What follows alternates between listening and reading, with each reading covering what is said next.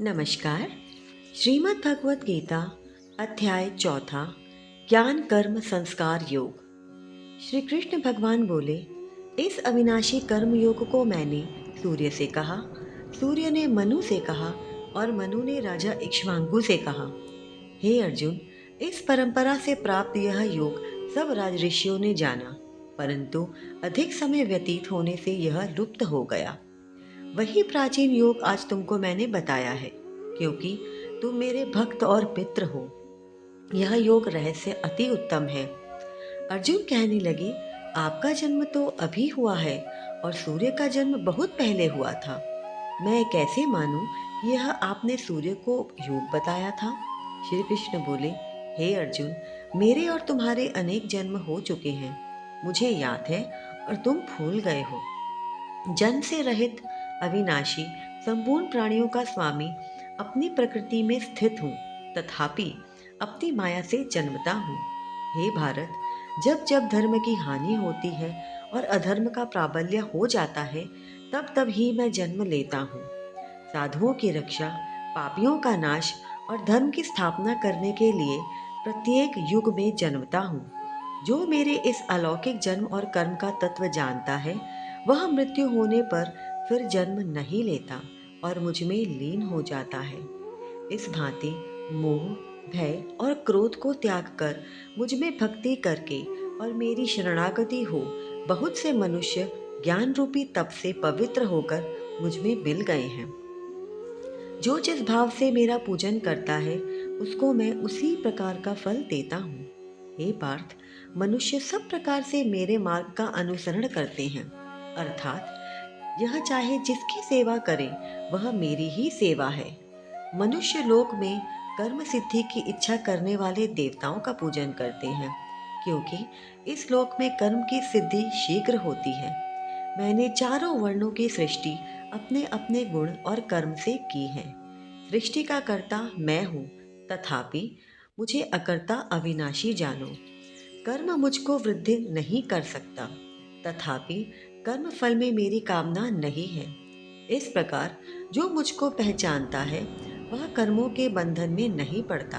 अतएव पूर्व पुरुषों के किए हुए कर्म को तू भी कर। हे अर्जुन, कर्म क्या है और अकर्म क्या है, इसके विचार में विद्वान की बुद्धि भी चकरा जाती है।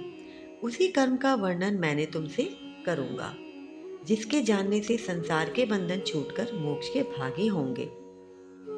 कर्म, विकर्म और अकर्म तीनों का जानना आवश्यक है, क्योंकि कर्म की गति गंभीर है। हे अर्जुन, जो कर्म करने की कोई कामना नहीं रखता और जिसके समस्त कर्म ज्ञान रूपी अग्नि से भस्म निर्मल हो गए हैं, उसको पंडित कहते हैं। जो कर्म फल की आशा छोड़कर करता है और उनमें आसक्ति भी नहीं रखता और निराश्रय ही संतुष्ट रहता है, ऐसा मनुष्य कर्मों में घिरा रहने पर भी मानो कुछ नहीं करता। दैव योग से जो कुछ मिल जाए उसी पर संतुष्ट रहता है।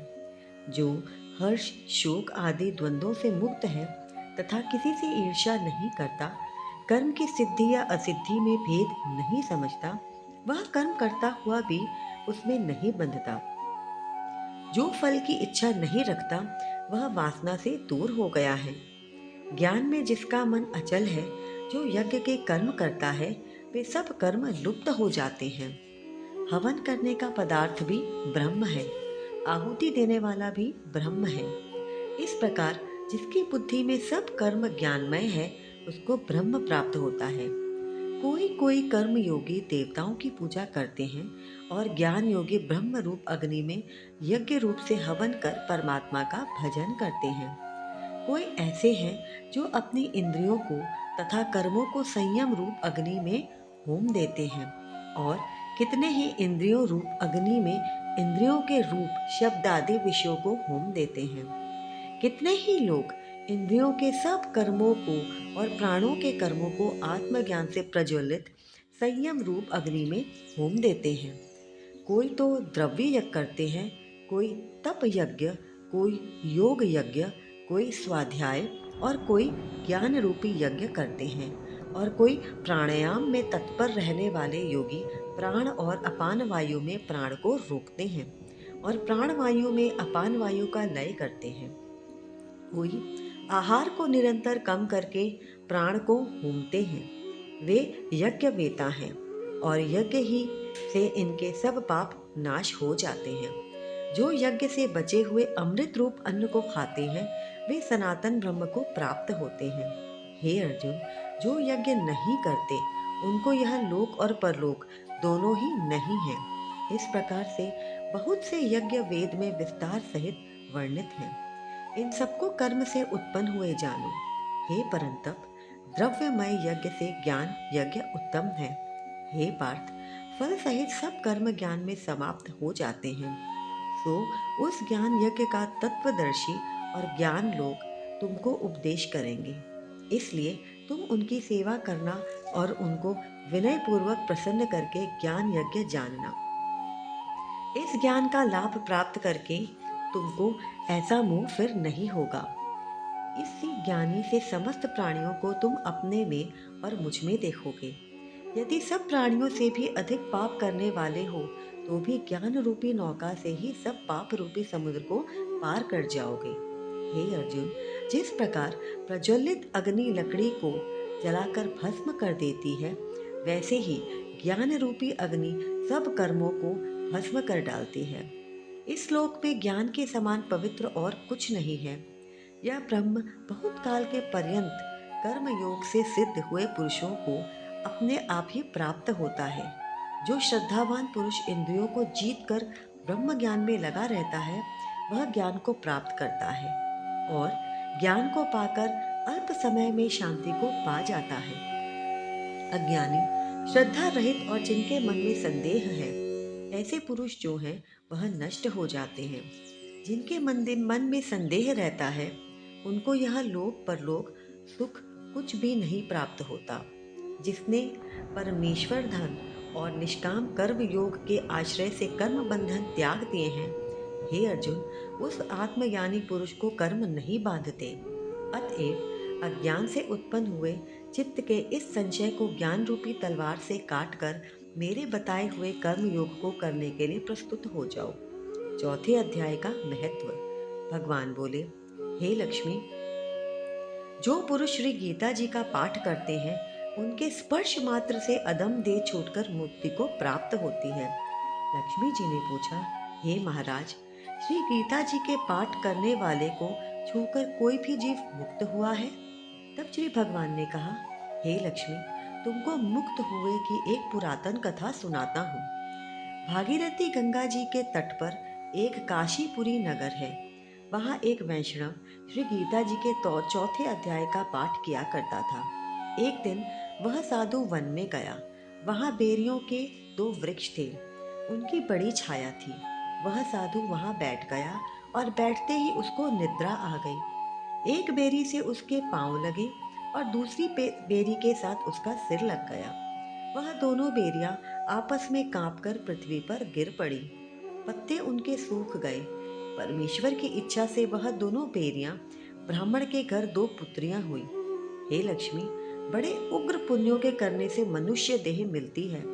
फिर ब्राह्मण के घर जन्म लेकर उन दोनों लड़कियों ने तपस्या करनी आरंभ की। जब वह दोनों बड़ी हुईं, तब उनके माता पिता ने कहा, हे पुत्रियों, हम तुम्हारा विवाह करते हैं। तब उन दोनों ने माता पिता से कहा, वह विवाह नहीं करेंगी। उनको अपने पिछले जन्म की खबर थी। वह जाति में सुंदर जन्मी थी। उन्होंने कहा कि एक हमारे मन में कामना है, परमेश्वर वह पूर्ण करे तब बहुत भली बात है। उनके मन में यही था कि वह साधु जिसके स्पर्श करने से हमारी अदम देह छूट कर यह देह मिली है, वह मिले तब बहुत भला है। इतना विचार कर दोनों लड़कियों ने माता पिता से तीर्थ यात्रा करने की आज्ञा मांगी। तब माता पिता ने तीर्थ यात्रा की आज्ञा दी। तब उन दोनों कन्याओं ने माता पिता के चरण वंदना करके गमन किया। तीर्थ यात्रा करती करती वे बनारस पहुंची। वहां जाकर देखा वह तपस्वी बैठा है, जिनकी कृपा से हम बेरी की देह से छूटी हैं। तब दोनों कन्याओं ने चरण वंदना करके विनय करी, हे संत जी, धन्य हो, आपने हमको कृतार्थ किया है। तब उस तपस्वी ने कहा, तुम कौन हो? मैं तुमको नहीं पहचानता। कन्याओं ने कहा, हम आपको पहचानते हैं। हम पिछले जन्म में बेरियों की योनि में थे। तुम एक दिन वन में आए, तुमको बहुत धूप लग रही थी। तब बेरियों की छाया तले आ बैठे।